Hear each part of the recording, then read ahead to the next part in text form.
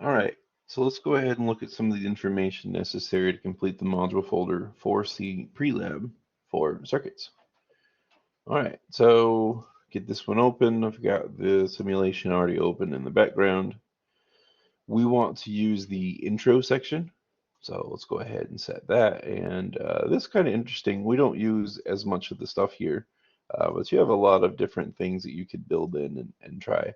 We also have a voltmeter, ammeter. So, I mean, they're obviously a little cartoonish, but it's interesting to be able to put these in different spots and read values. Okay, so let's see what's going on with this pre-lab. Some of the instructions are kind of long, unfortunately. Not as bad as the calorimetry pre-lab we had before. And then a little bit later on, well, no, I guess it gets worse again. All right, I'm sorry. So yeah, most of these have quite a few steps in them. They're not too bad though. And like I said, I think it's kind of interesting building these little circuits. So let's see what we can do. So we're going to complete the simplest circuit we can with just a battery, a bulb, and some wires. So battery, if you click on the battery, you can technically change the voltage. You can flip it around, dial it in, but we're not going to do anything other than just the default battery. Okay, and then a light bulb, and then connect with the wire. So I suppose it didn't need to be quite as far away, but there we go. Okay, and so you can see a flow of electrons, and you can see, the rays of lights coming out. We can move this around technically, and then I can measure potential across the battery or between different parts of the system. So think about it. Why might this say 0 over here, but 9 on this side, right? So a little exercise, something to think about. Then I can measure current. Notice that the current is the same all the way through this particular type of circuit, but we'll just measure for now maybe by the light bulb. Okay, so let's see what this wants us to do.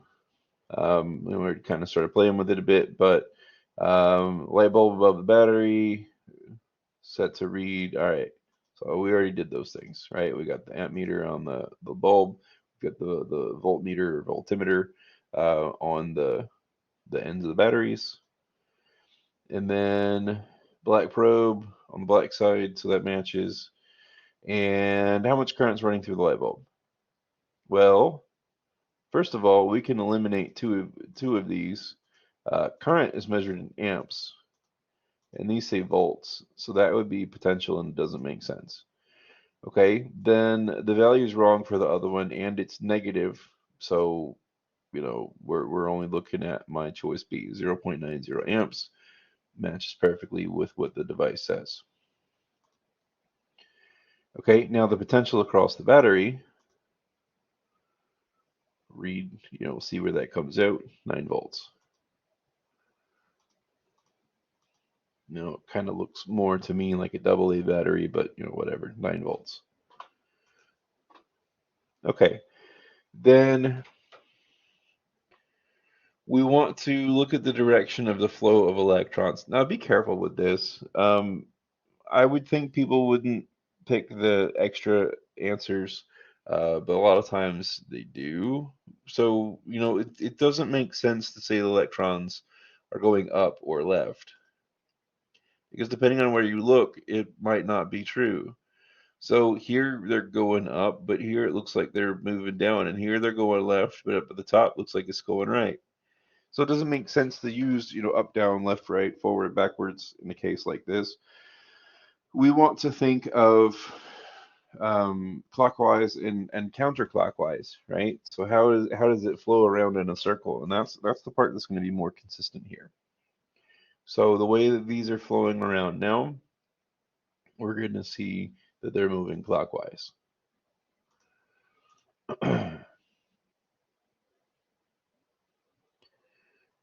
All right, so click on the battery and reverse the direction, and then we want to see what happens. So click on the battery, flip it around. Okay, so now the black probe is on the brown end and the red probe is on the black end. The electrons sort of move in a different way. Some of these numbers have changed, so I don't want to spoil that yet. I mean, you can probably tell, but let's answer the questions together and see officially what we want that to read. Okay, so we've done it. We reversed the direction. So now the current running through the light bulb, well, the current is the same.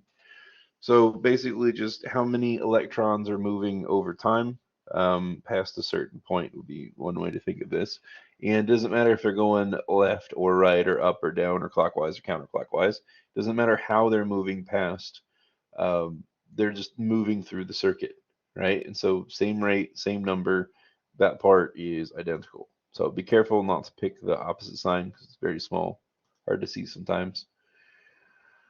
Okay, now what happened to the potential across the battery? Well, that did flip, right? So if I wanted to make this the same again, I'd have to reverse my probes. If I don't reverse my probes, then the battery being arranged the opposite way, the potential, again, think about the way it wants to try to push electrons around, is the opposite of how it was earlier. So the voltage actually does read as a negative number.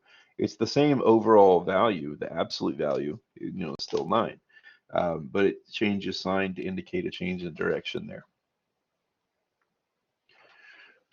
Okay, then we look at the flow of electrons and how these little animated particles are moving around. Now they're moving against the way a clock moves. So counterclockwise or anti-clockwise in some places. Okay, so what changed? So be careful with this. Voltage did change sign, right? So it can't be nothing because the voltage for sure changed. This one's wrong because the current didn't change. So that might be useful for later. But it's not just the voltage because the directions also flowed in the opposite. The electrons flowed in the opposite direction.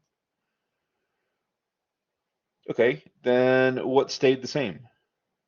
Well, I might have kind of spoiled it up there, but the current stayed the same.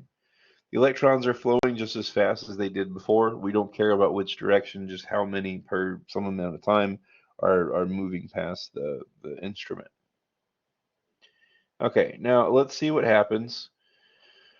We're going to try to make the simplest circuit we can with a battery, a light bulb, and 2 wires. Then we want to go and add a second battery in. Okay, so let me just delete that and we'll move these around a bit and then I'll fix this back in a minute. So 2 batteries, right? Here's one and here's number 2. What happened? Wow, like that's a big difference, isn't it? So notice that there's a much bigger halo around here for how the light rays are coming off. We can see that the electrons are physically moving faster. We can measure current, right? And it reads a different number. And then we could use the probes. And depends on where you read exactly what you're going to find, right? So that should make sense. I can still measure one battery at a time if I want to. Or I can measure both. Okay, but let's read the question, see what happened. So add a second battery in the circuit with the negative black end of the new battery touching the positive brown end of the old battery. So that's what we've done here, right? So notice that they're facing in the same direction. Also notice that when I did these individually, they both had a voltage of 9, both positive 9. So together that makes positive 18. So that makes sense for what we see here. And then we see the current was 0.9 and it doubled, right? So we could see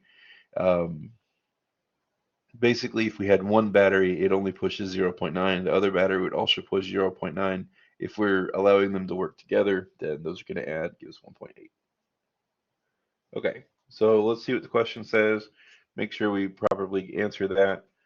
How has the current changed? Okay, well, the current doubled. All right, then one more.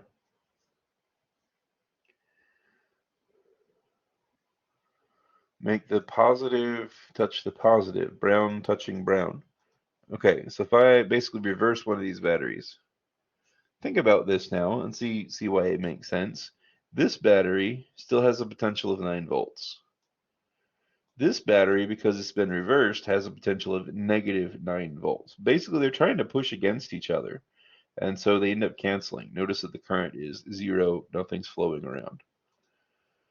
So went to 0. Right? So this is why it's important that you put your batteries in the correct way when you're trying to fix a toy or remote or whatever. Because if you don't, then you're canceling out current and nothing's working. And under unfortunate circumstances, sometimes the batteries will have issues and start to leak. So yeah, we don't want that. All right, but otherwise, that's it.